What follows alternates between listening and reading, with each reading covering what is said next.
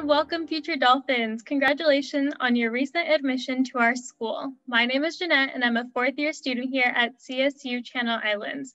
Today we will be highlighting performing arts, the dance emphasis, and here with us today we have Professor Castillo in the Performing Arts Dance Department here at CSU Channel Islands. Hello, Professor Castillo, how are you? I'm good, Jeanette. Thank you so much for having me today. Thank you so much for joining us today. Before we get started, please introduce yourself and tell us a little bit about your emphasis. Great. My name is Heather Castillo. I have been involved in the dance arts for many decades. We're going on decades now. I had a professional dance career, still have a professional dance career. And so now I'm really in the position to be a part of a higher ed performing arts program, really consider what those aspects of my career as a professional performer, choreographer, producer, how they are, how I can prepare students for the different facets of a career, the different types of career you could have in dance. So right now, some of our most popular courses are our dance practice courses, because most of the time when people think about dance, they think about what they're doing.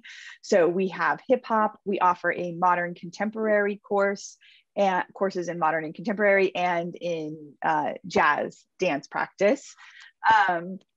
Some of our most popular courses, though, across the whole university is our dance history series, where you learn about dance and the rest of the world, how dance is a really important part of people's cultures, how dance brings communities together. Dance is a function of education. We also learn about dance as a performance art and a choreographed art, but it's so much more than that. And so I think one of the really exciting things about our program is when you come here, you really get to see the globe through the lens of dance. And for a lot of students, it's one of the more exciting and better ways to understand sort of history, right? Or the world is through the lens of how people move. We all move, right? We're all embodied. And so we carry so much of our stories in our bodies. And that's one of the things we learn about in dance. That's great. And so I know we touched a little bit about some of the popular courses, but is there any type of academic background that a student should have when entering this emphasis or major? You know, I think there is a misconception that you have to have danced your whole life in order to get a dance degree. There are students who come in who have had a studio, a competition, or conservatory background. There are also students that discovered dance in their high school dance program or in their cheerleading team or on their high school competitive team. But there's also people who danced, you know, folklorico with their community dance program, and or people, one of my favorite students learned all about Puerto Rican dances from her grandma and grandpa who are from Puerto Rico. And sometimes I have had students who have walked in and taken a dance class for the first time their freshman year and then decided to change their major because they fell in love with it so much. And we are open to all of those different levels. Dance is a circle. It is not a linear progression.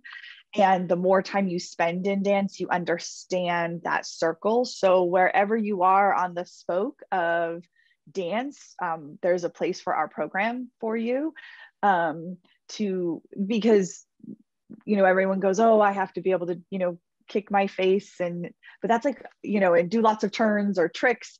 And that's what we see a lot on TV or in competition, but that's a very narrow, small part of the dance world.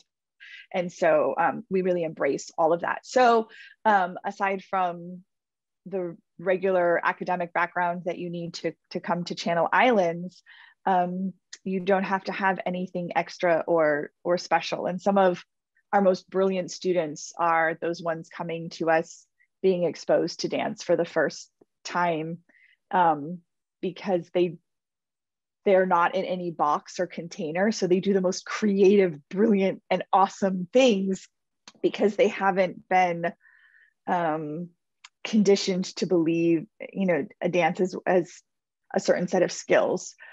By the end, all of our program, I hope that the students leaving really see dance as this beautiful cultural connective tissue that is important to the human experience. That all sounds amazing. What types of opportunities are there to participate in hands-on learning? Well, we've created different, even in the pandemic, we've created different experiences for students to work collaboratively, not just with other dancers, but with students in music and in theater, and through our Arts Under the Stars event, which happens every spring, which right now is happening across all the CSU. It's been relabeled this semester, the CSU Virtual Arts Concert. We will work with researchers, we'll work with people in environmental science, and to bring these research concepts to life through dance and music and theater, collectively together. And that program I started stems from my experience in the field, that the best and brightest choreographers and dancers, if they were not able to communicate and work with people in, marketing and production and in lighting and costume, if they couldn't work across those fields, then all of the technique in the world, all of the ability to do crazy things with their body didn't serve them well. And so we have that program. I've also taken students with me to intern on professional jobs before, like different musicals that I've choreographed professionally. I have brought students along as interns, and some of them have even gotten some paid jobs out of it afterwards or during. So we're also a small program, and we give a lot of students individual attention as well. So we're able to really help guide a student to see all the possibilities of their potential future. Thank you. Thank you so much. What types of jobs do graduates seek upon graduation? I know we touched on that just a tad. Yeah, so I mean, we have some students who've gone on to do some really amazing superstar activities. One of our graduates is the head of the youth dance division at one of the major agencies in Los Angeles. We have several students teaching at different studios and other places. In particular, one is leading the entire, I think it is Ventura High School dance program. I have other students who, a couple of them, who were dance and psychology majors while they were here. They've gone on to actually get their master's in different aspects of therapy, marital family therapy. But what they've done is coming back as a practitioner using dance in their therapy practice, and using dance therapy somatic methods to work with their clients or in their social work. So that's really exciting. And I have, students have gone into arts administration. Of course, we've had students go into performing. Those are like the obvious ones, that you have students who go on and to work and to perform. But students who've gone on to arts administration, gone to get their graduate degrees in American Studies. So someone does